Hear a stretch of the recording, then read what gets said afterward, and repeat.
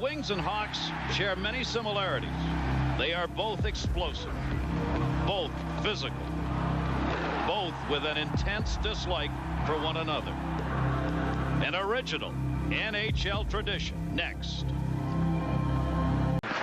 And Craig Hartford was not very happy with Eddie Belfort. And they hit on the far side. Keith Primo put the shot on. Banged away to center. Kozlov had tried to get it in. Larionov. Oh! Hit on the far side. Jeremy Roenick. No, Tino's tough. Not that tough. He had to take it with the glove. This is the hit a moment ago. The collision between Jeremy Roenick and Vladimir Konstantinov, and add insult to injury, even scraped Konstantinov with the stick in the face. It looked like on the way up. Interesting, Jeremy Roenick did not have that jaw protector on in the warm-up, nor did he wear it this morning in practice. Jumping to get over to the bench to get the extra player out there for the Red Wings. Oh, he gets checked by Probert. Vernon and Probert collided. Probert's on the bench for the Red Wings, ready to fight. Bob Probert collided with Vernon, who was trying to get to the bench with a delayed whistle coming, and then when he looked back to Vernon, he decided to take on the whole Red Wing bench. Yeah, Mike Vernon hesitated because there was a jam up at the blue line. He thought, I better make sure I can get there. When he picked up his speed again, it almost looked like Mike Vernon was ready for the challenge. I mean, he's only about 5'7". Probert's 6'4", and looks about 6'9". to most players. Here's Bob Probert turning. Mike Vernon will come from the left of your screen. See, Mike Vernon reached out and actually pushed him. Why I oughta. And then I'll just go to the bench, Vernon says. Yeah, pretty good idea. I'm going to the bench here. I think Mike Vernon ought to be charged with 2 on that one. I'm telling you. He went after it. Sure he did. Not a bad play by the veteran netminder. Especially when you got all that equipment on. Well, we get the 2-minute interference call picked up. Chelios has got it. Chelios moves up, 2 on his right side, flips it in, into the wide side corner. Bob Probert. Probert drops it back. Center the shot. Save made by Vernon. And there are some shots being taken. Probert in behind the net in a long discussion. Yeah, with the Grim Reaper himself, Stu Grimson. Lost control, spun around. Chelios stepping up. Roenick covering for him, puts the hit on.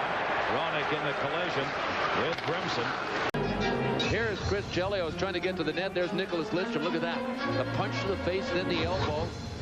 Then tried to rip his head off. Mike Vernon. Now, he's not a very big guy, a little bigger than I am. He's about 5'8". You know the goal cam inside the net? Well, he tried to get himself positioned. Here's how loose, and I know you fellas were talking about his demeanor earlier. So he's trying to get comfortable, and the darn goal cam keeps hitting him.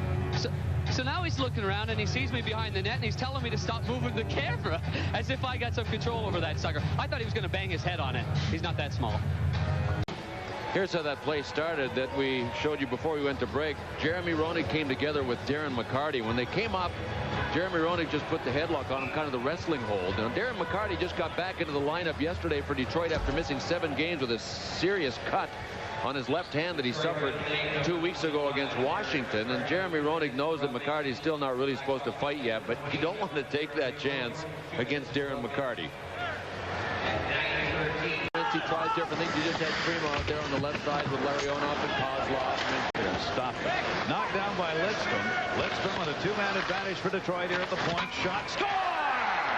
Looked like it was deflected, and Hackett takes a shot out there. And Keith Primo. That's not a good idea either. It's all right if you got some backing. But Jeff Hackett thought he was interfered with. Keith Primo creates a tremendous screen when he's in front. Jeff Hackett's pointing up saying, watch the replay, watch the replay. He interfered with me. That won't take anything away from Nicholas Lidstrom's shot. And here we go. See, Chris Chelios has been looking for somebody this whole 3rd period. He is a proud gladiator, Chelios is, and you get him down 5-2 in his own building and embarrass him, you better be ready to take him on. And Chelios and Primo are wrapped up.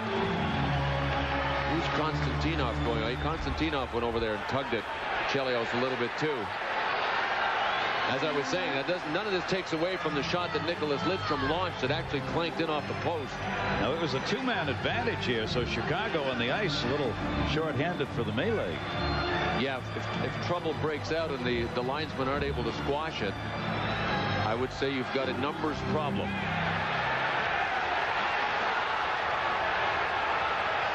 We'll have to wait for the call on that goal. It looked like it was deflected in front, but a lot of people standing there. Dan Mariuelli's going to take some with him here, I think. Sounded like a direct clank. It did. The sound of it. Like it may have hit the post. Oh, hit the post, yeah. And even the sound of the clank led me to believe that it came right from the stick of Lidstrom. Look at Hackett and Fedorov down here.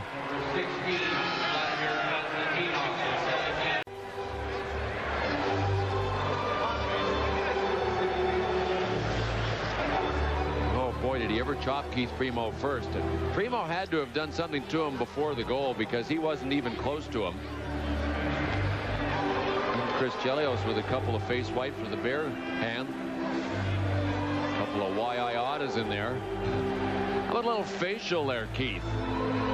Got a little acne. I think I'm going to clear it up with this scrape. So the Red Wings have a 6-2 lead. Look at the scratch marks on him, on his neck and on his cheek. Explain that when you get home.